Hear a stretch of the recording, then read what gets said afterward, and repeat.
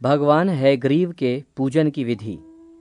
रुद्र ने कहा, हे ऋषिकेश, हे गदाधर, आप पुनः देवार्चन विधि को बताएं। आपके द्वारा बार बार देव पूजन विधि को सुनकर भी मुझे तृप्ति नहीं हो रही है। श्री हरि ने कहा, हे रुद्र, अब मैं हयग्रीव नाम के देव के पूजन विधान को कहता हूं, आप सुने। उसके करने से जगत के स्वामी भगवान विष्णु अत्यंत संतुष्ट हो जाएंगे। हे शंकर, उस पूजन का मूल मंत्र हयग्रीव देव का ही वाचक है। वो परम पुण्यशाली मंत्र इस प्रकार है, ओम सौम शौम शिरसे नमः। ये प्रणव युक्त मंत्र सभी प्रकार की विद्याओं को प्रदान करने वाला है।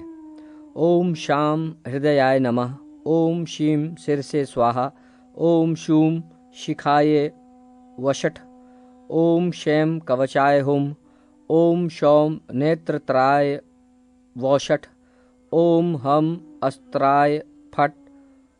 इन मंत्रों से अगन्यास और करन्यास करना चाहिए। हे शंकर, वे हयग्रीव देव शंख, कंद, पुष्प, चंद्र के सदृश श्वेत वर्ण, कमलालन तंतु और रजत धातु की कांति के समान देह कांति को धारण करने वाले, गौ के दुग्ध की भांति और करोड़ों सूर्य के सदृश प्रतिभासित होने वाले शंख, चक्र, गदा तथा पद्म को धारण किए हुए 4 भुजा वाले हैं। वे सर्वव्यापी देवता, मुकुट, कुंडल, वनमाला से सुशोभित, सुदर्शन चक्र से युक्त, सुंदर सुंदर कपोलों वाले पीतांबर को धारण किए हुए हैं। सभी देवों से युक्त उन विराट देव की अपने में भावना करके अंग मंत्रों से तथा मूल मंत्र से न्यास करना चाहिए। उसके पश्चात मूल मंत्र से ही शंख, पद्मादि की मंगलमयी मुद्राएं प्रदर्शित करनी चाहिए। हे शंकर, इस प्रकार मुद्राएं दिखा करके मूल मंत्र से विष्णु का ध्यान करके अर्चना करनी चाहिए। हे रुद्र, इसके बाद हयग्रीव के आसन के सन्निकट अवस्थित रहने वाले जो अन्य देव हैं, उनका आवाहन करना चाहिए। यथा ओम हयग्रीवासनस्य आगच्छत च देवताः। इस प्रकार आवाहन करके स्वास्तिक या सर्वतोभद्र मंडल के अंतर्गत उन देवों का पूजन करके द्वार पर धाता और विधाता की पूजा संपन्न करनी चाहिए। हे वृषध्वज, समस्त परिवाराय अच्युताय नमः।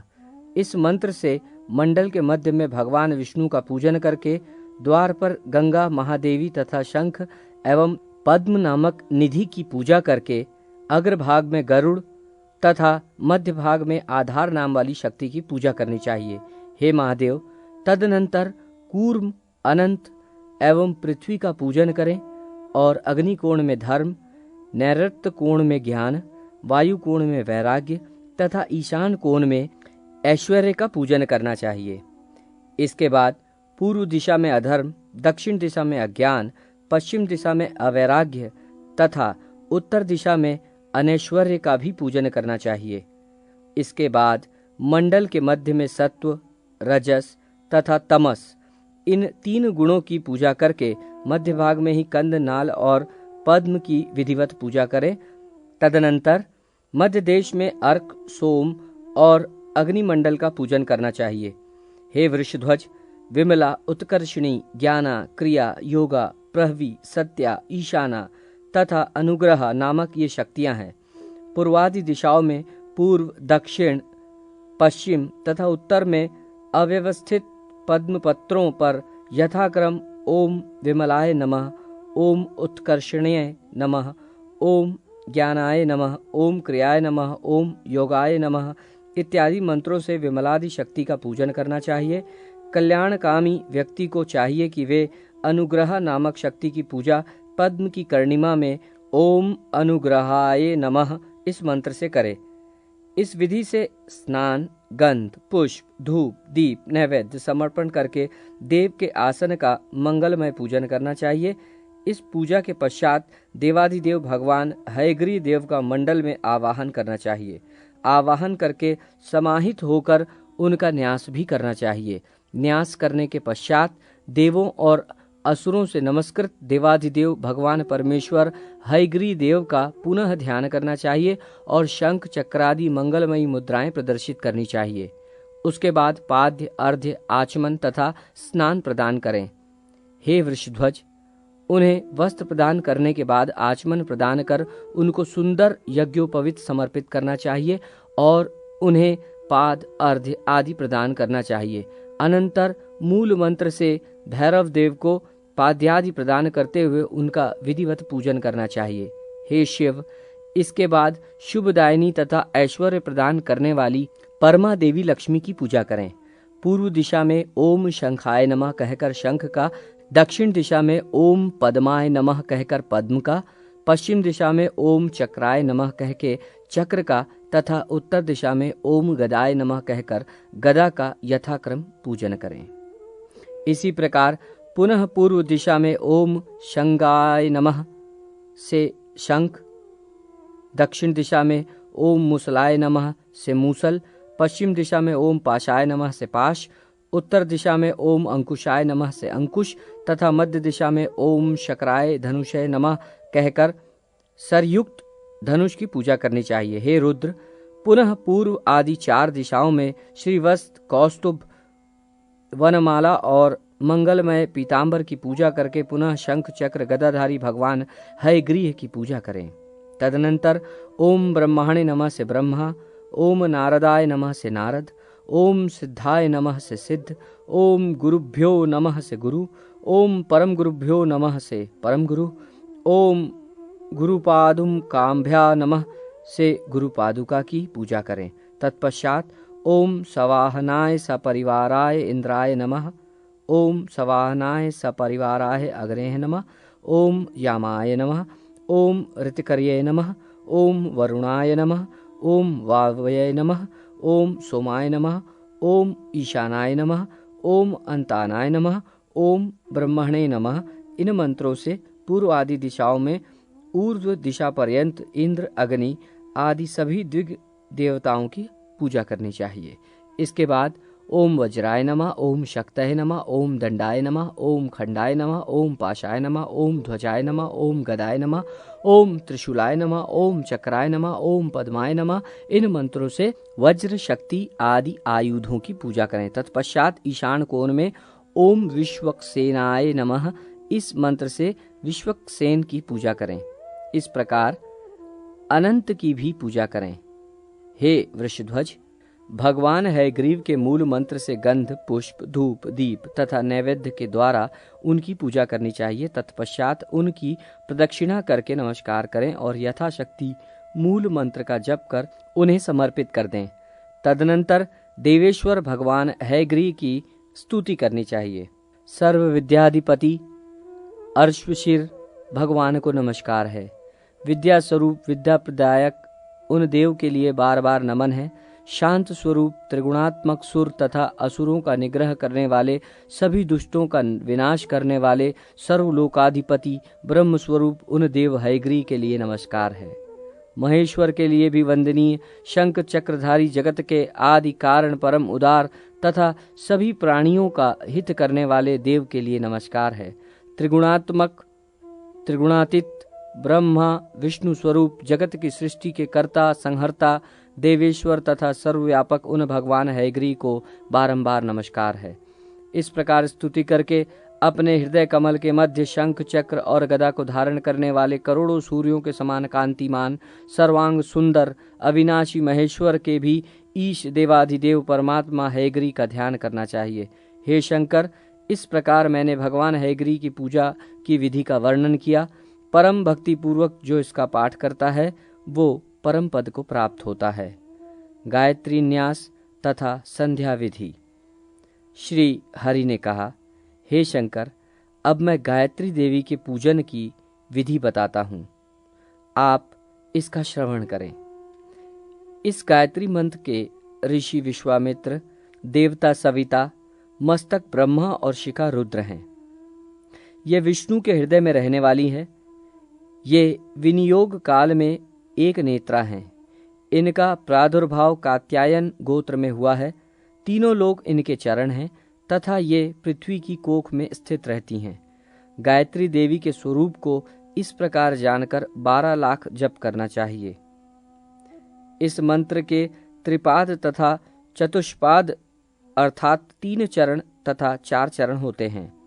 त्रिपाद के प्रत्येक चरण में 8 अक्षर तथा चतुष्पाद के प्रत्येक चरण में 6 अक्षर होते हैं।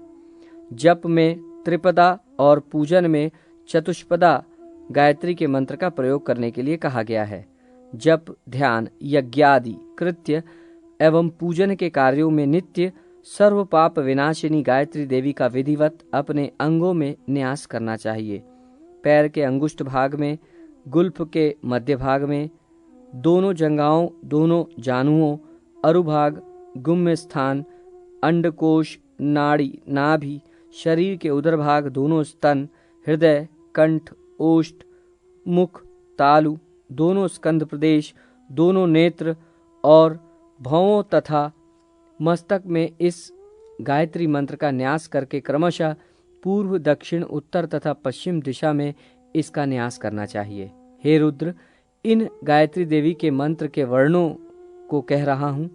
क्रमशः इसके 24 अक्षर इंद्र नीलमणि, अग्नि सदृश, पीत, श्याम, कपिल वर्ण, श्वेत, विद्युत प्रभ, भौतिक वर्ण, कृष्ण, रक्त, श्याम, शुक्ल, पीत, श्वेत, पद्मराग तुल्य, शंखवर्ण, पांडुर रक्त, आसव के समान, रक्त कृष्ण मिश्रित, सूर्य सदृश सौम्य, श्वेत, शंख की आभा के समान तथा श्वेत हैं।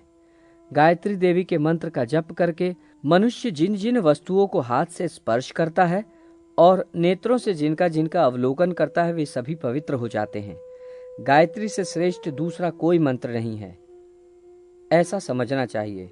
श्री हरि ने पुनः कहा, हे रुद्र, अब पाप विनाशिनी संध्या की विधि का वर्णन कर रहा हूं, उसे आप सुने। 3 बार प्राणायाम करके संध्या स्नान का उपक्रम करें। प्राणवायु को संयत कर प्रणव मंत्र, ओमकार तथा सप्त व्याहति से युक्त गायत्री मंत्र का इस गायत्री सिर के साथ 3 बार उच्चारण करने को प्राणायाम कहते हैं।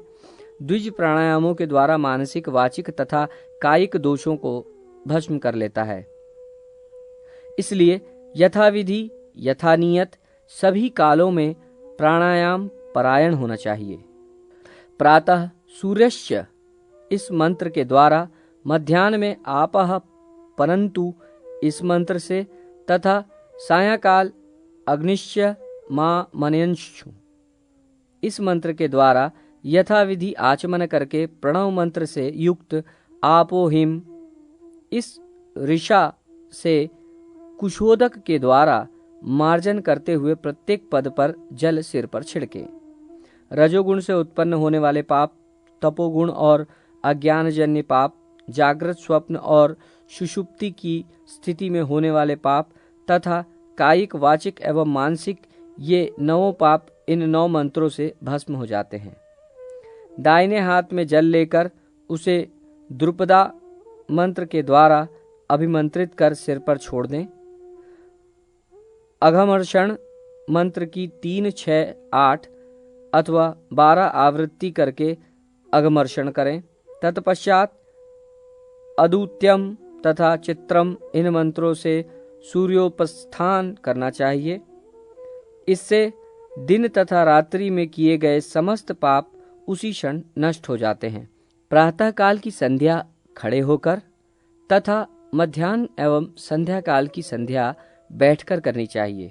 प्रणव, ओंकार और महाव्याहतियों अर्थात भू, भुवः, स्व से संयुक्त करके गायत्री मंत्र का 10 बार जप करने से इस जन्म के पाप, 100 बार जप करने पर पूर्व जन्म के पाप तथा 1000 बार जप करने पर 3 युगों के पाप नष्ट हो जाते हैं। प्रातः काल में गायत्री रक्त वर्णा, मध्य काल में सावित्री शुक्ल वर्णा और संध्या काल में सरस्वती कृष्ण वर्णा कही गई है। गायत्री मंत्र की प्रथम व्याहृति भूः का ओम भूः हृदयाय नमः से हृदय में, द्वितीय व्याहृति का भुवः का ओम भुवः सिर से स्वाहा से सिर में तथा तृतीय विहर्ती का स्वः ओम स्वः शिखाए वषट से शिखा में न्यास करें। गायत्री मंत्र के प्रथम पाद का कवच में, द्वितीय पाद का नेत्रों में तथा तृतीय पाद का अस्त्र में तथा चतुर्पाद का सर्वांग में न्यास करें।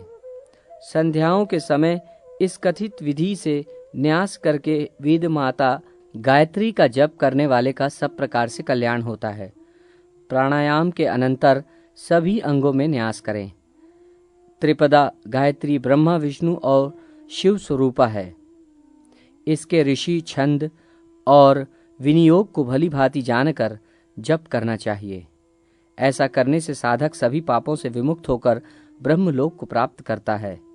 ये गायत्री का तुरीय पाद कहा जाता है।